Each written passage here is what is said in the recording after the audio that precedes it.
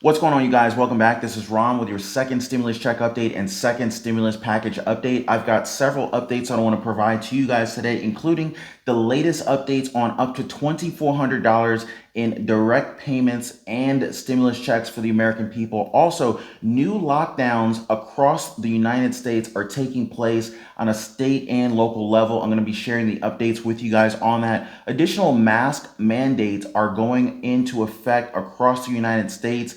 I will share with you guys the updates on what states and cities are being affected by that. And also, the presidential election recount for the state of Georgia is taking place or has taken place. And I'm going to share the updates with you on all of that and how that impacts the winner of the presidential election. So you definitely want to stick around until the end of this video so that you don't miss out on any of these stimulus check updates or unemployment insurance benefits updates. But first, I just want to send a really big thank you to all my subscribers. I really appreciate you guys. And for those of you who are brand new to the channel, my name is Ron. We cover all things personal finance, investing, and of course, stimulus checks and stimulus package updates. So if you're brand new to the channel, hit the subscribe button and definitely hit the notification bell so that you know as soon as I release new videos and content. And it does take me a while to put these videos together for you guys, so I would totally appreciate the support if you gently tap the like button for me. I really appreciate that. Now let's get into the content. Let's make a quick visit to 270 to win. And as we can see that Georgia has ultimately made a decision here. Georgia results are in terms of the presidential election. There are 16 electoral votes, and Joe Biden has been confirmed to be the winner. Georgia officials certified Joe Biden's victory over President Trump by a margin of 12,670 votes. This victory was certified by the state of Georgia after a manual hand recount. The presidential election results have only been certified after a manual recount of the election votes, and Joe Biden actually won by a margin of 12,670 votes. And here's a quick statement after the presidential election vote recount from Georgia's Secretary of State, Brad Raffensperger. I probably ruined his name, but here's a quick statement from Brad. I'm a passionate conservative, and as I've said before, I'm a proud Trump supporter. I was with him early in the 2016 election cycle, and he's governed the nation by the same conservative principles that I hold dear. Like other Republicans, I'm disappointed our candidate didn't win Georgia's electoral votes. Close elections sow distrust. People feel their side was cheated. We saw this from the Democrats in 2018, and we see this from Republicans today.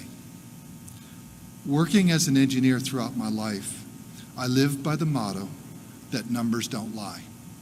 As Secretary of State, I believe that the numbers that we have presented today are correct. The numbers reflect the verdict of the people, not a decision by the Secretary of State's office or of courts or of either campaigns.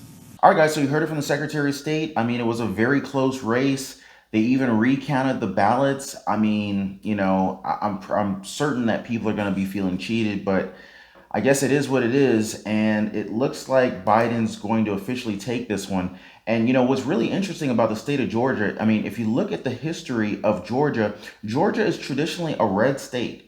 I mean, if you look back at this chart here, the last time that Georgia actually voted for a Democratic president was for Bill Clinton in 1992. So this is a pretty big change in directions for the state of Georgia. But, you know, it looks like Joe Biden's taking it here, all 16 electoral votes from the state of Georgia for the year 2020 election. So I got a quick question for you guys, primarily for the Trump supporters out there. You know, with the state of Georgia, that was an unbelievably close race. I mean, for the most part, during the race, President Trump was actually ahead by a very wide margin for the state of Georgia. And then ultimately, candidate Biden overtook President Trump and took the win by 12,670 votes. This is an incredibly narrow margin for victory, and a manual recount of the votes was done by hand. I'm just wondering, do you guys think that, you know, this was a legitimate vote, you know, a legitimate win for President Trump, or do you guys think that, you know, President Trump was cheated? I just like to know from you guys, from your perspective. I mean, heck, even for the Joe Biden supporters, I'd like to know, hey, do you guys think that this was a fair recount? Do you think that, you know, Joe Biden legitimately won the state of Georgia? With new virus cases reaching new highs nearly each and every single day, there is zero chance that the American people would not need another stimulus package to be passed by Congress The American people need a second round of stimulus checks. The American people need the unemployment insurance benefits to be reinstated. Now, with the presidential election results as they are, it certainly looks like President-elect Joe Biden will be taking office come January. Now, of course, he hasn't yet been inaugurated, but it definitely looks like if he does take office, several positive things would happen with regard to stimulus checks and stimulus packages for the American people. And so number one, we would be looking at $2,400 for married couples and significantly more than that for married couples with dependents. In addition to that, we would be potentially seeing the reinstatement of federal unemployment insurance benefits to the tune of $2,400 per month, which is $600 per week. And also in response to the virus outbreak, President-elect Joe Biden's plan is to add an additional $2,400 to Social Security beneficiaries. Those receiving Social Security benefits, SSI, SSDI, would receive $2,400 per year, or approximately $200 per month, according to Joe Biden's economic plan. So, if Biden gets into office, this could be a massive benefit for the American people, at least from a stimulus package or stimulus check standpoint. All right, guys, so moving on. So even though President-elect Joe Biden has not officially taken office yet, the inauguration doesn't happen until middle of January, Biden calls Congress to pass another virus relief package. Now, admittedly, the stimulus package negotiations have been pretty much stale over the last several weeks. However, Chuck Schumer indicates that Mitch McConnell has agreed to discuss the virus relief. He is ready to negotiate and begin the talks on the next stimulus package negotiations. Now, this is a very big step. We really haven't had, the main negotiators in the stimulus package negotiations sitting down at the table, or even, for the most part, communicating specifically regarding negotiating for the next round of stimulus checks or stimulus packages in any respectable manner ever since the presidential election. It says here that Senate Majority Leader Mitch McConnell has agreed to resume negotiations with the Democrats over a potential virus relief bill as cases continue to surge around the country. It says here that last night they've agreed to sit down, and the staffs are going to sit down today or tomorrow to try to begin to see if we can get a real virus relief bill. Now, this is coming directly from Chuck Schumer. He went on to say, so there's been a little bit of a breakthrough in that McConnell's folks are finally sitting down and talking to us. So yeah, absolutely. Like I said, it's been several weeks, just about a stalemate, but just the fact that these guys are sitting down and talking and, getting negotiations going again, this is a great sign for the American people.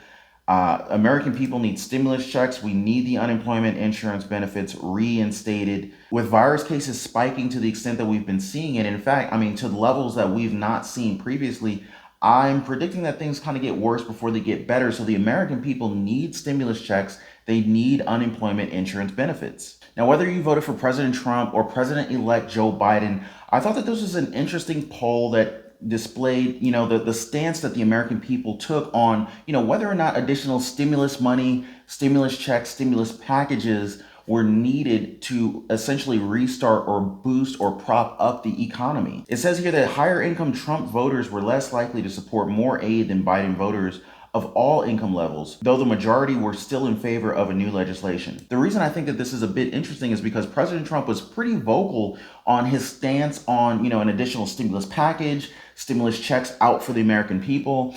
He repeatedly indicated that he actually wanted a larger stimulus package than what the Democrats wanted. He wanted larger stimulus checks than what the Democrats wanted. The interesting thing about this chart is with President Trump's stance on his willingness to support more stimulus checks for the American people, a bigger stimulus check for the American people. The interesting thing is that the majority of people who said that a stimulus check or additional stimulus money was not necessary were Trump voters. So as much as Nancy Pelosi did not want additional stimulus to go out because she was afraid that the stimulus checks would have President Trump's name on it, and she didn't want him getting credit for getting stimulus money out to the American people, the interesting thing is that it seems like a large percentage of Trump voters didn't want additional stimulus to be passed anyway. So, I just thought I'd share that little tidbit of information. I'm not really sure how much that helped or harmed Nancy Pelosi's cause, but I definitely wanted to share that little bit of insight with you guys. But I would love to know from you guys, what do you guys think on that? Do you guys think that,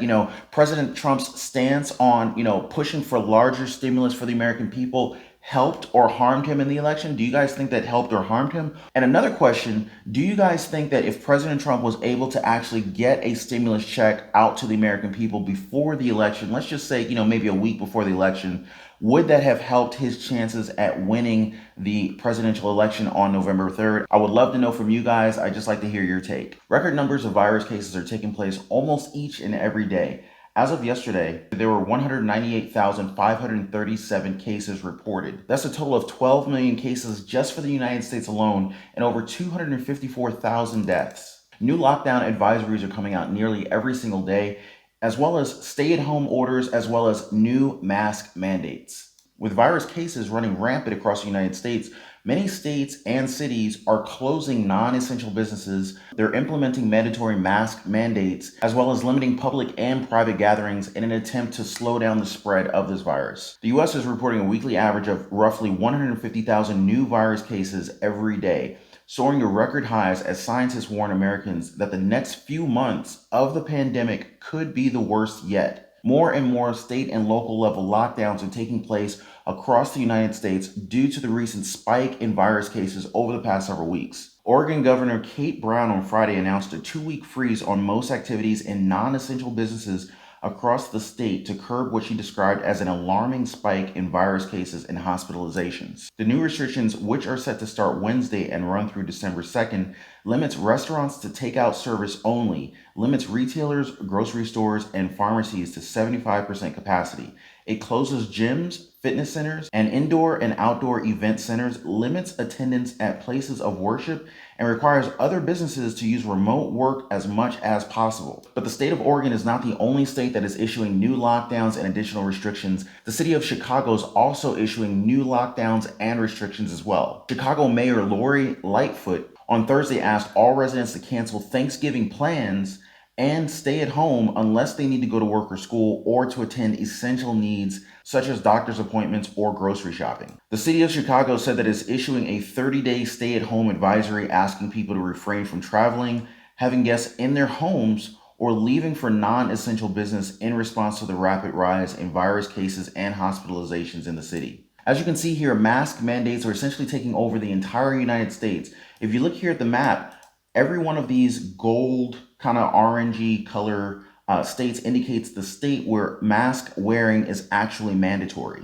And as for the states that are light blue, there are no mask wearing requirements. And if we come down, we can take a look at the stay-at-home orders. We have 3 states that have issued statewide stay-at-home or at least curfew orders. You've got Ohio, New Mexico, as well as California issuing these mandates. Not only has President Trump as well as Melania Trump tested positive for the virus, but also Donald Trump Jr. has tested positive, and this news was released to us just yesterday. It says here that Don tested positive at the start of the week and has been quarantining out of his cabin since the result.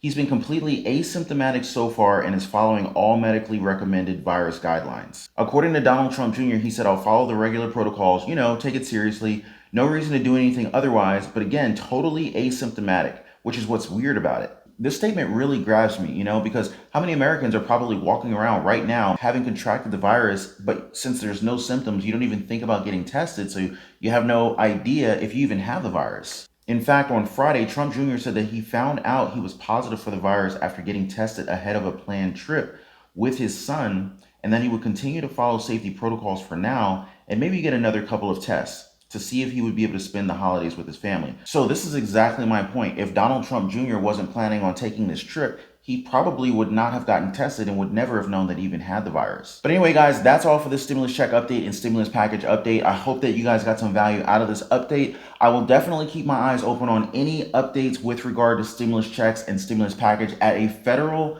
state, city, and local level. Many states and cities are offering stimulus money for the American people, additional rental assistance. So I will definitely keep my eyes open for all of those different opportunities. Definitely, if you haven't already, hit the subscribe button and tap the notification bell so that you know as soon as I release new videos and content, and I will see you guys on the next